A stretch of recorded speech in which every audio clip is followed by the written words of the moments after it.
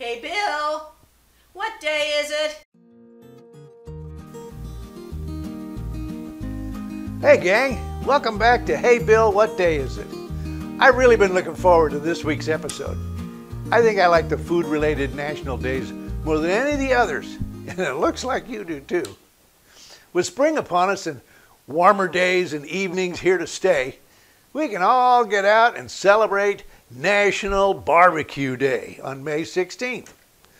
While some women enjoy preparing barbecue, I think this kind of dish is generally the man's domain, even though there are many successful women in the barbecue cook-offs. There's just something primal about cooking a dead animal with a fire.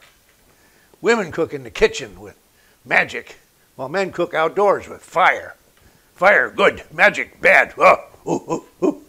Oh, but now that I've offended all the women, we need to define just what barbecue really is. The purist in the world of barbecue either uses charcoal or wood and slow cooks the protein over indirect heat. Some like to cook it with gas heat, but that eliminates the flavors that come from the smoke of the wood fire. While the type of protein and seasonings vary, each part of the country specializes in their own flavors and sauces. Generally, a more tangy barbecue with a vinegar base can be found in North Carolina, while South Carolina leans toward a sweeter sauce. The sauce can be applied thick or thin, giving it more of a glaze. Texans like to turn up the heat by adding spices and peppers. Unique ingredients come from ketchup, mustard, and Worcestershire. Has anybody ever lived long enough to buy a second bottle of Worcestershire sauce? Anyway, brown sugar, soy sauce, and molasses, plus unnamed additional spices. You'll never know what combination of spices a barbecue master has in his or her repertoire. They've spent years and years perfecting their trade, and each recipe is considered top secret.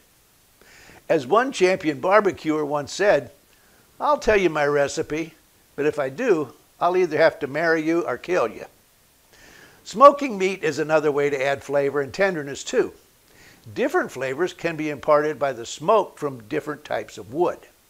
Lots of people like to use mesquite or hickory, but oak, apple, and pecan can really add variety. One way my wife and I are really different is she loves to take a long, hot bubble bath, but I'm sort of a dry heat sauna type person. Barbecue's the same. Some people cover it with a liquid sauce that's applied to the meat while it cooks, while some prefer massaging it with a dry rub seasoning that is applied to the meat before the cooking starts. One thing for sure though, both methods produce some pretty tasty meat.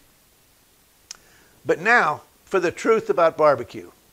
Here in Texas, when we think of barbecue, we think beef. I hate to say it though, it's not only tradition that says it, but pork is the original barbecue meat. Yes, it's true, and it's been scientifically proven. Etymologists, that's those people that kind of study the history of words and stuff, they believe that our word for barbecue is derived from the Spanish word barbacoa. This is derived from Barbeque, found in the language of the Arawak people of the Caribbean and the Timucua people of Florida. It may have started with pork, but beef, chicken, lamb, and other proteins have found their way into barbecue. Mention barbecue to someone and odds are good that they don't just think meat. Along with the meat comes the correct side dishes and where and how you consume them. Macaroni and cheese, Americans' favorite comfort food, potato salad, corn on the cob, barbecue baked beans, they're all acceptable staples of barbecue flavors. Some enjoy it a little more around an open campfire. Oh, and it always ends with banana pudding or peach cobbler. Would you believe there are some places, especially in the South, where they actually not only use but require the presence of coleslaw? They put it on the sandwich. I like coleslaw, not as much as my wife, but I prefer it as a side dish, not a condiment. They know I'm a Texan when I ask for my slaw on the side, but that doesn't bother me. By the time I've been in their restaurant 10 minutes, they'll know I'm from Texas anyway. I've been using the word barbecue as a noun that means the kind of meat, the type of sauce, and even what you eat it with. Would you believe actually the term barbecue is a verb? One of my wife's favorite sayings this time of year is, "Honey, I don't feel like cooking dinner. Will you barbecue something?" Now, barbecue is the process. The word barbecue can also describe the equipment used to do the cooking. Of course, the words she hates to hear from me is, "I think I need to buy a new barbecue." That's about the time my wife grabs my credit card and heads out the back door. It can even be the ultimate man compliment. "You sure make some good barbecue." And last but not least, it even refers to the event at which people gather to consume this delicious meat. As in, are you going to the barbecue on Saturday? Throughout the South, families and churches and large groups gather to smell the meat cooking, play games like horseshoes and cornhole, and swim in a local swimming hole, be it a lake or a river or a pool. Everyone has a good time and comes away full and covered with barbecue sauce. I've heard it said that if you're not covered in sauce, you ate it wrong. Barbecue is a little bit of everything good. Good meat, good sauce, good preparation, good equipment, good times, and especially good food. Whether you use charcoal, wood smoke, sauce, rub, direct fire, indirect heat, or even call it grilling, which isn't really barbecue, but that's another show. Barbecue is good.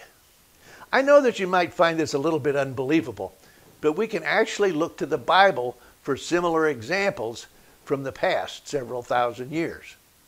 In the book of Leviticus are many descriptions of offerings and sacrifices which were brought to the priests who slaughtered, skinned, and butchered the animal that was brought.